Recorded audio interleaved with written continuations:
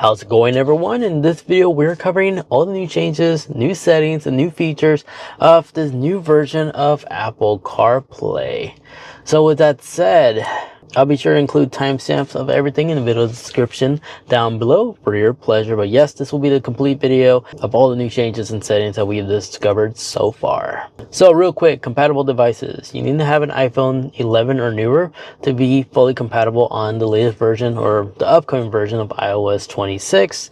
At the time making this video, we currently are on the developer beta, but will become available to the public beta sometime in July. And the official release, when this is completed and all the bugs and stuff have been resolved, will be around the fall time period, typically around the launch of the next generation iPhones. Now, I do not personally recommend you going out your way and downloading this on your personal device because it is buggy, it's laggy, it's not a good pleasant experience. This is the reason why it's only for developers as of right now. And then, not sure if you noticed this, but on the home page, there's another dot right here indicating there's another page, and right here is where you'll find your widgets. Now, there is a clever way you could add actually more, like if you want 3. And to enable this functionality, I recommend enabling this in general, because if we go into our settings on Apple CarPlay and we go into display, enable smart zoom. This will allow the Apple CarPlay to automatically adjust to your screen size of your vehicles, and the majority of screen size are all different. This smart display tool corrects all that, so all your icons and stuff are easier to fit in. And then if we go to our widget page, you may notice that's an ugly AI image. Notice there's a third widget that just got added. And if you wish to customize these widgets, maybe you want the clock to be in the center to give your vehicle an elegant interior design, hop on your phone, go into settings, scroll down to the general tab, and from here look for CarPlay. And then just look for the vehicle that you are connected to and select it, tap on widgets, and from here you'll have customization abilities. So you can control the second stack or third stack, so we do have 3 stacks right here. So the photo one, I'm going to delete that one because that one's just hideous. But if you look closely, you could actually integrate third-party weather apps as well. Like I had Carrot earlier, like right now it says this is the last time you'll ever see the sun. It's a weather app that basically makes funny sentences like that. But if you tap on add widget, you have all these different styles to choose from. So if you want to see the battery stats of your device, you can add that. And then now in real time naturally updates. You go down, you'll see there's also third-party support for third-party widgets as well. Everything from Chipotle, ETA, Facebook, Flighty even. I guess that's one way to fix that Flighty tracking ability that we've been experiencing. Hard drive storage, Instagram, and so many, including like third-party podcast apps too. And there it is. And then on the very bottom, you have the ability to do smart rotation, widget suggestion, so automatically suggest what it assumes you want to look at right now, as well as show wallpapers. So if I go in stack 2 and add the clock, I have a couple of clock faces to choose from. So now I have the ability to give my vehicle this nice UI where I can monitor the music that's currently playing, the time, as well as sunset to sunrise. That's pretty cool. Now, for live activities, it'll typically pop up right here. But first, let's go ahead and find a flight real quick. I'm going to use Flight Radar. Here's this one from American Airlines. So I'm going to go launch Flighty now. Let's add American Airline number. And here it is. So we are going to begin tracking this one. And we now have it on our live activities. And for some reason, it's not popping up. But if I go in my settings and go into Face ID and passcode, and we enter our login credential, scroll down till you find live activity. It may be glitched, so I'm going to disable it and re-enable it. See if it does anything. It does not, but maybe it's still buggy, maybe it's only compatible on some devices. But right here is supposed to be a third column, allowing us to track that flight in real time. Darn shame we can't recreate that. It's going to pop up right here as like a little third column. But since we don't have an active activity right now, we don't have anything there. But now let's get out of here and let's go ahead and go over Apple Maps. Small tweaks here and there in terms of its UI systems. You still have the double tap ability to zoom in and zoom out. Unfortunately, we still don't have like multi-point pinch and zoom, unfortunately. But what we did receive is a new alert right here. There are these current like alerts, indicators you can report. On the iPhone side of things, you have additional ones, so I wouldn't be surprised if these later on get added on Apple CarPlay. Now, Apple Maps actually now will show indicators for railroad tracking as well, railroad tracks, you know, like train tracks. So that's now a new update on Apple Maps as well. Now, the Apple Music app has been completely overhauled because now we have more categories than ever before. On the bottom over here, it's very similar to like how it looks like on your iPhone whenever you navigate your Apple Music. I like that these icons are bigger, easy to read. And then there's also categories above here as well where you could toggle between new, radio, and of course your overall libraries where you can search from playlists, artists, music, and albums, and etc. But one of the new features that's added on CarPlay is a crossfade ability. Well, previously it was called crossfade. Apple revamped the auto mix section where this feature kind of works kind of like a DJ. Whenever the next track is coming up, it will actually match either the vocals or the beat from the current track, giving you like a seamless transaction. It works really well. Here's a little preview on how that works.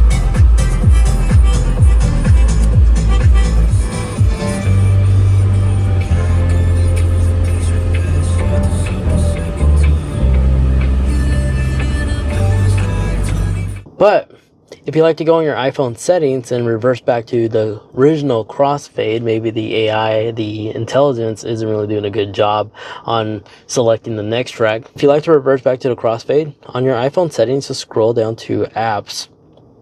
And from here, go down to the music app. In the music app, select this and go down till you find song transitions. From here, this is where you can select between auto mix, which is that new updated ability, or the classic crossfade. And from here you can select the duration manually. But again, if you read the description, with auto mix selected, song transitions at the perfect moment based off the analysis of the key and tempo of the music. And again, it works really well.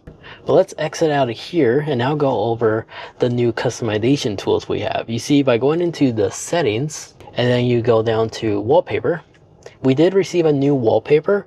Unfortunately, one of the older ones that Apple removed doesn't look like it's re-added, unfortunately, but we do have two black ones for some weird reason, which looks great if you have an OLED display in your car, but no ability to like import like your personal ones, as an example. But exiting out of there, in the appearance tab, this is where you can go in and actually customize your icons finally. So you can select between the default ones, which feature that liquid glass design, which was why it kind of looks blurry. But now you can finally select dark. And you can also select light mode or always dark. But in the clear, this is a new one too.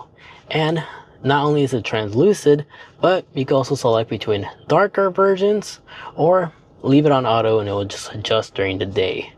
Dark doesn't look that bad, to be honest. And once you're satisfied, just back tap, and there you go. I think I accidentally hit the clear.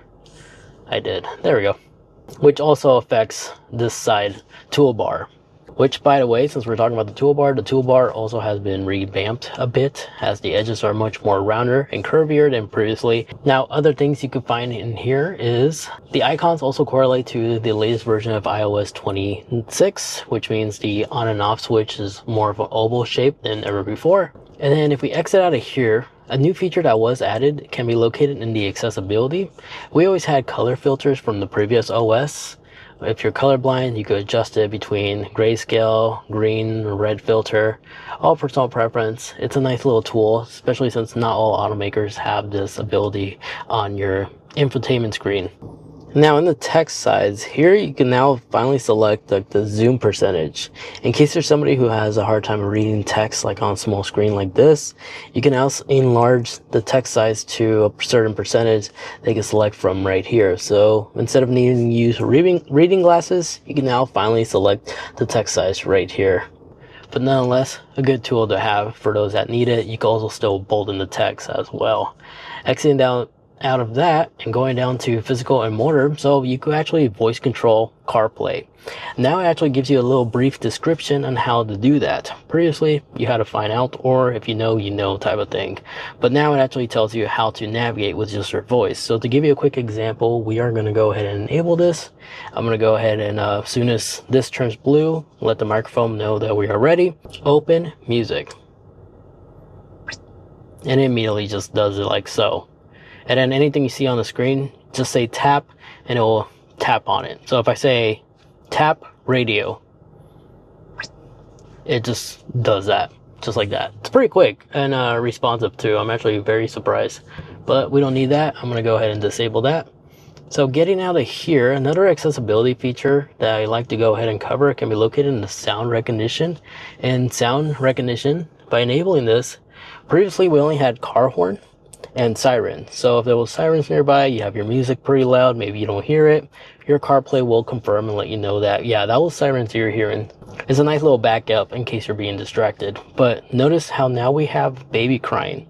So you can enable this, and if you have kids in the back, maybe you're a hard time of hearing, your CarPlay unit will notify you, letting you know that your baby is crying, so you give it attention that it needs. Nice little safety feature over there. But let's exit out of here and go down into Apple Intelligence. This allows you to enable, if your phone supports it, the Apple Intelligence. So basically this little ring right here. There we go, that little animation. We should be familiar with it by now. But all the settings here are default settings that we've seen in the past, such as automatically send a message when you reply, it'll automatically send it instead of you manually have to tap on the screen, and a show apps behind Siri if you don't want the background to be blurry. I go in greater detail in that corner video over there if you like to find out more. So in silent mode, turn on silent mode, turn off silent mode, nothing has changed here. But what I do like to show you is the new notifications. Whenever you get an incoming call, the notification doesn't take up the entire screen like it used to. That's really nifty. In addition to that, whenever you're replying to text messages, you can now reply with an impression, like a heart, and etc., like we can do on our phones. You now have that ability. And real quick, if you've been enjoying this video so far, if you could take 2 seconds and hit that like button and like, that would be truly appreciated, because that strongly supports the channel to continue to be powered by you guys, the viewers, which is why you don't see integrated brands for like a sponsorship taking like a minute or two off your time. I really appreciate those that continue supporting the channel by just simply leaving a like. It really does mean a lot, so thank you so much. Let's carry on. Then exiting out of here, another new change is the message app.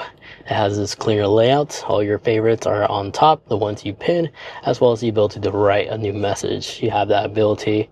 Podcast app hasn't really changed, receive a significant upgrade maybe in the near future, but you do have like new and library up here. Nothing crazy out of the ordinary. Same goes for audiobooks. Hasn't really received like a massive overhaul like the Apple Music app did. News, similar story as well. Nothing really changed here. And your calendar, it's just going to be featuring today's calendar, as well as a list of events you may have. And if you're wondering why the phone is highlighted, it's because this car features hand-free touchscreen controls on the steering wheel. Then other unique UI changes can be located whenever you bring up a scoreboard. So I'm going to go ahead and see if I bring up the latest hockey score. What was the latest hockey score of the Kings game? The Kings lost the series 4 games. Okay, I'm actually trying to like bring up a winning score, but every time when I bring them up, they lose. That's my team. But it does feature the liquid glass that Apple is talking about. So that got tweaked as well. And there we have it. Those are all the settings, as well as the new features, the complete video guide of all the new things that Apple is integrating on iOS 26 for Apple CarPlay. I'll be sure to keep you updated whenever future updates comes out in the next couple of weeks. So be sure you are subscribed so you don't miss any new changes that Apple will continue to add on CarPlay, because rumor has it, Apple actually is working on allowing video streaming platforms like YouTube to be watched on Apple CarPlay. Allegedly, some people found some codes inside the latest version of iOS 26, hinting that that is a possibility that may be coming. So I'll be sure to keep you guys posted as soon as that does get released. So all you have to do is just leave the vehicle in park, and you'll be able to stream video as well as audio from a streaming platform like YouTube again, and watch it in the comfort of your vehicle while you're waiting for your spouse, girlfriend, friend, family to be done from shopping. I'm sure we all are familiar with those type of situations. So having YouTube on the screen will be kind of cool. Anyways, there you guys have it. If you wish to watch more, I have this video up there where I cover all the new changes on the Apple TV side of things for tvOS 26. And the video underneath that is everything new on the Apple Watch side of things. Thank you so much for watching.